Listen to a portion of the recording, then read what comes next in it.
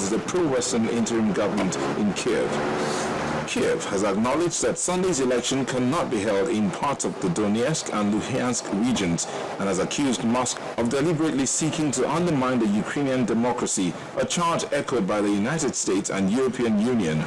Russia denies the legitimacy of the current Kiev government, which took over after mass street protest toppled Moscow-backed President Viktor Yanukovych in February. He fled to Russia, and in March, Russia seized Ukraine's Black Sea peninsula of Crimea. Russian President Vladimir Putin asserts that Moscow has the right to intervene on behalf of Russian speakers outside Russia's borders and has expressed sympathy for people in eastern Ukraine who, he says, face discrimination and harassment by the Kiev government. Violence has once again erupted in China's restive Xinjiang region after attackers crashed 2 cars into shoppers at a market, killing 31 people. They also threw explosives during the attack in the regional capital, Urumqi. Reports say more than 90 people were injured. The Ministry of Public Security called it a violent terrorist incident. Xinjiang, which is home to the Muslim Uyghur minority, has seen a spate of attacks in the past year. Information about incidents in the region where ethnic tensions between Uyghurs and Han Chinese continue is tightly controlled. And North Korea has fired shells into disputed waters near a South Korean warship. South Korean media reports say that the incident took place near the Yongpyong Island, which lies in the disputed western maritime border. And on Tuesday, South Korea fired warning shots at the 3 North Korean ships that crossed the maritime border. And North said it would retaliate. Back in 2010, North Korean shelling of Yongpyong killed 4 people. Reports say residents on Yongpyong are being evacuated right now to bomb shelters. Both countries regularly conduct drills near the Western Sea border, which has long been a flashpoint between the 2 Koreas. The UN drew the border after the Korean War, but North Korea has never recognized it. Let's check in now on Syria, where forces have broken a year-long rebel siege of a prison in the northern city of Aleppo. A UK-based Syrian Observatory for Human Rights says forces entered the complex, although this has not yet been confirmed. Thousands of inmates are held in the prison, which has been the scene of fierce fighting for months now, as rebels have tried to capture it. The area is strategically important as it lies near a key supply route for fighters in rebel-held parts of Aleppo.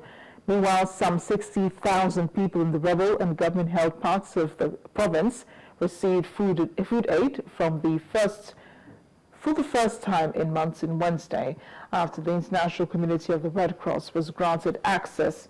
ICRC President Peter Murray said the operation, which will continue for the next few days, is the largest of its kind in recent months. Voters have begun casting their ballots in the UK and the Netherlands to start of 4 days of voting in the EU-wide European Parliament elections. A vote will decide who occupies 751 seats in the Parliament. Most of the 28 member states will vote on Sunday. Analysts say the vote will affect the lives of the EU's 500 million citizens. The European Parliament is much more power now than it used to have. It is a co-legislature with the EU government ministers in most policy areas. Voters are also electing local council officials in England and Northern Ireland. It's a final big test of public opinion before the UK's general election next year. In the new European Parliament, the EU's only directly elected body, the UK will have 73 seats. The Netherlands will have 26. The seats are allocated in proportion to a country's population. Extremely important because I believe we are at a turning point in Europe where increasingly people want the Union to be more effective and more relevant in terms of adding to jobs, adding to growth, economic prosperity. So I believe they are extremely important.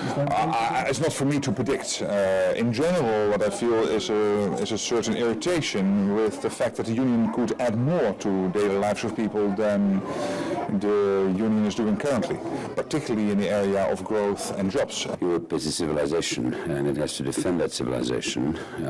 So I do not hope that those parties, the Wilders parties, you see them in many other nations as well, will do well in the elections. But I'm afraid they will, which is also a necessity for all the other parties to form a common front against them.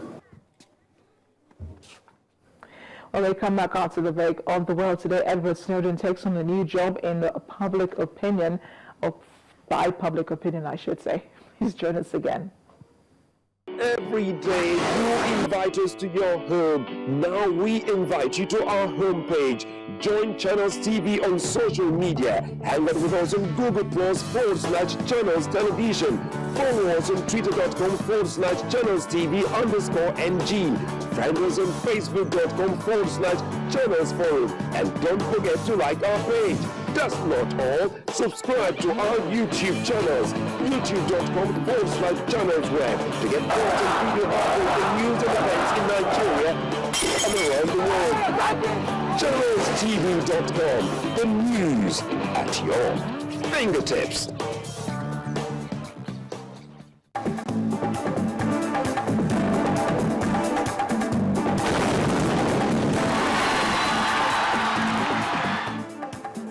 Welcome back to the world today. Now, he's been called everything from a hero to a traitor, but now from a U.S.